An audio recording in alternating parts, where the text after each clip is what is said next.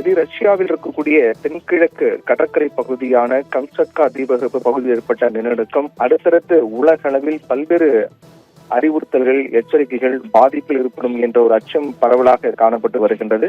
குறிப்பாக இந்த நிலநடுக்கத்தை அடுத்து கிட்டத்தட்ட 16 நாடுகளுக்கு சுனாமி எச்சரிக்கை விடுக்கப்பட்டிருக்கிறது. அதாவது பசிபிக் பிராந்தியத்தை ஒட்டியிருக்கக்கூடிய கடற்கரை நாடுகளை சேர்ந்த 16 நாடுகளுக்கு சுனாமி எச்சரிக்கை விடுக்கப்பட்டிருக்கிறது.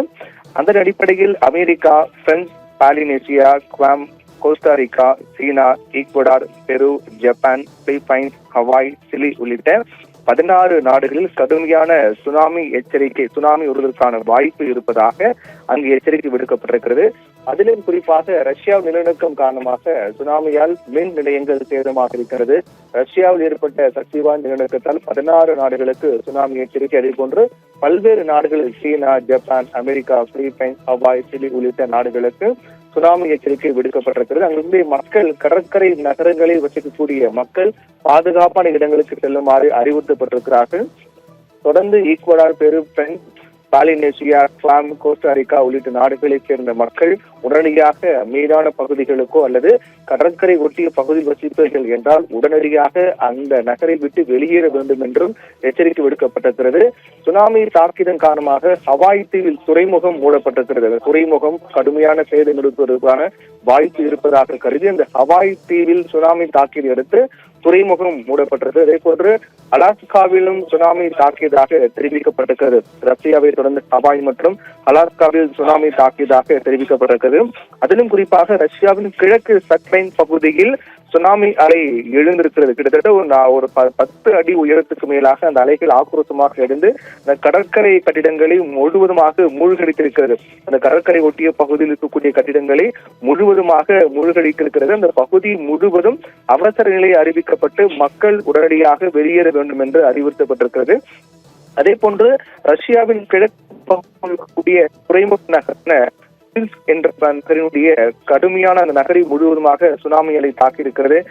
இந்த சுனாமி அலை தாக்கியதன் காரணமாக படகுகள், அதே போன்று சிறு கப்பல்கள் அனைத்தும் தூக்கி வீசப்பட்டிருப்பதாக செய்திகள் வெளியாக இருக்கிறது. கிட்டத்தட்ட அந்த பகுதியில் வசிக்கக்கூடிய 2000க்கும் மேற்பட்ட மக்கள் பாதுகாப்பான இடங்களுக்கு செல்லுமாறு அங்குடைய மக்கள் வெளியேற்றப்பட்டிருக்கிறார்கள்.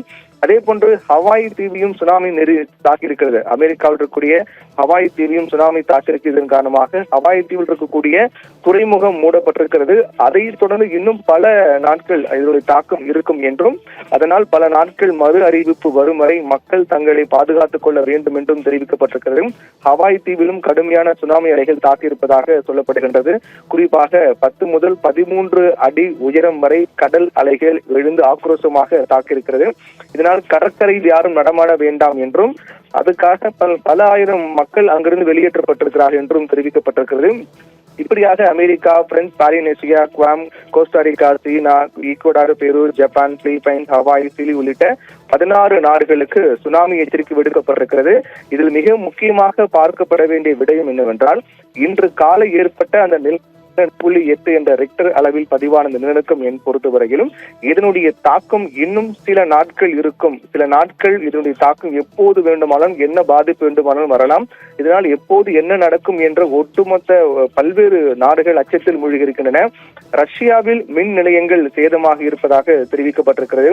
ஜப்பானில் இருந்து 19 லட்சம் பேர் வெளியேற்றப்பட்டிருக்கிறார்கள். ஜப்பானில் ஏற்கனவே 2011ஆம் ஆண்டு ஏற்பட்ட இந்த நிலநடுக்கம், அதை தொடர்ந்து ஏற்பட்ட சுனாமி என்பது மிகப்பெரிய பேரழிவாக பார்க்கப்பட்டது. அதாவது 2011ஆம் ஆண்டுக்கு பிறகு இன்று ஏற்பட்ட நிலநடுக்கம் தான் 8.8 என்ற ரெக்டர் அளவு ஏற்பட்டதுதான் 2011ஆம் ஆண்டுக்கு பிறகு உலக அளவில் பதிவான மிகப்பெரிய நிலநடுக்கமாக பார்க்கப்படுகிறது.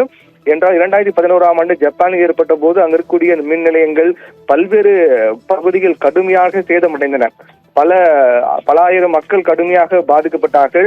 2011ஆம் ஆண்டு ஜப்பானில் கிட்டத்தட்ட 9 என்ற ரிக்டர் அளவில் அந்த நிலநடுக்கம் பதிவானது, சுனாமி என்பது ஏற்பட்டது.